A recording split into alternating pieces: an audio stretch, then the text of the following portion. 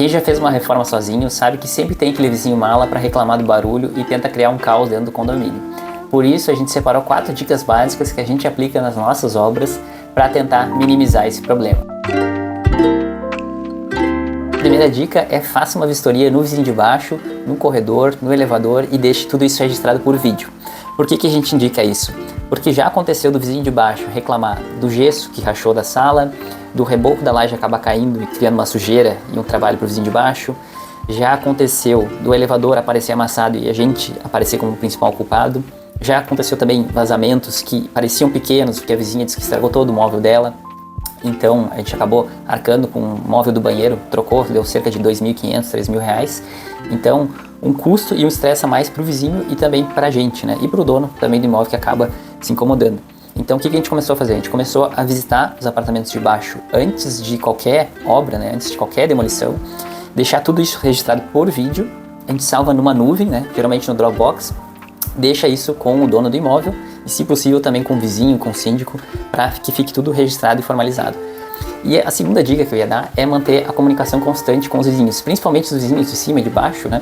Ou do corredor, porque são os que mais sofrem durante a reforma, com barulho, sujeira e todo esse tipo de incomodação.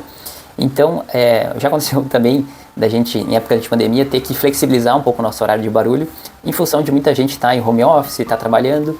Então, essa comunicação e essa troca dos dois lados é importante para que os vizinhos, na verdade, também entendam que a gente consegue flexibilizar de um ponto e eles flexibilizam de outro lado.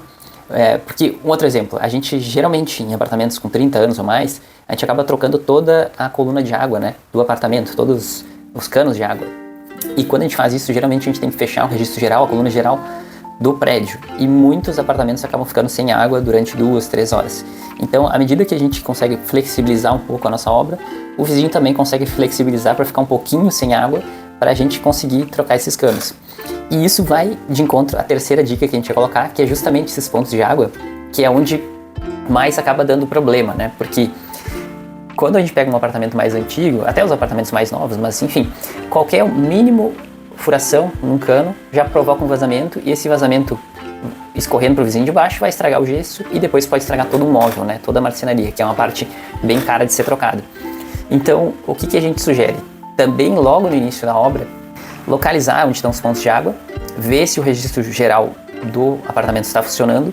Se não, já indico trocar isso de início na obra, porque eventualmente a pessoa lá, o pedreiro, o azulegista, enfim, a pessoa está tirando o revestimento, pode sem querer acertar um cano, e se o registro geral do apartamento não funcionar, essa água vai escorrer sem parar para o vizinho de baixo e pode escorrer para 2, 3 vizinhos de baixo se isso não tem um registro bem fechado, né, bem vedado.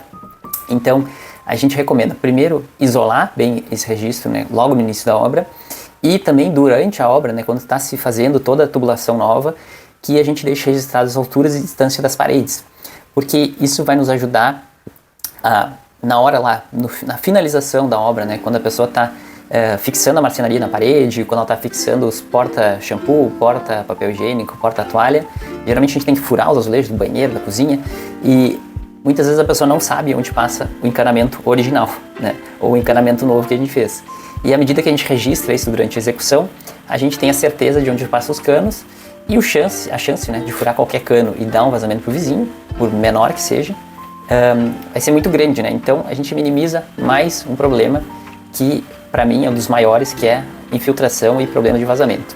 E o último ponto, que é o mais óbvio, mais simples geralmente de resolver, é a questão do barulho de obra, né? Geralmente antes de iniciar a obra a gente tem que pegar a autorização do síndico, e cada condomínio tem horários diferentes, né? Alguns é da 8h30 até meio-dia, depois da 1h30 às 6h, alguns começam um pouco mais tarde, alguns terminam às 5 da tarde. Então a gente tem que confirmar esses horários, e a gente também gosta de confirmar o dia que vai a faxineira, o zelador do condomínio fazer a faxina do corredor, enfim, corredor, elevador. A gente se programa geralmente para retirar os entulhos, né, os sacos de caliça, todo o material que vai ser descartado.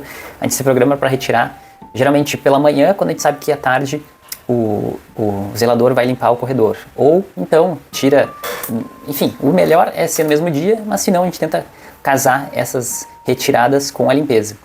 E além do horário de barulho, é importante também ter alguém responsável pela limpeza, porque muitas vezes a pessoa faz a obra e acaba esquecendo, contrata o pedreiro, o azulejista, contrata o fornecedor lá para entregar o revestimento, o hidráulico, o elétrico, e acaba não tendo ninguém responsável pela limpeza, né?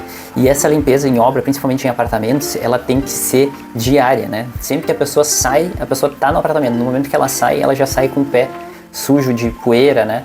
E acaba sujando todo o corredor, elevador e todas as dependências do condomínio. Então, por isso que a gente recomenda ter alguém responsável pela limpeza, que faça essa limpeza pelo menos do corredor e elevador diária, e que, na medida do possível, também vai limpando a obra, porque quanto mais limpa a obra, mais organizada e menos sujeira acaba se espalhando para o restante do prédio e para os vizinhos também. Bom, hoje foram essas dicas, eu espero que você consiga minimizar sua incomodação com seus vizinhos. Se você tem uma experiência que quer compartilhar também, que é sempre válido para a gente ir melhorando nossos vídeos.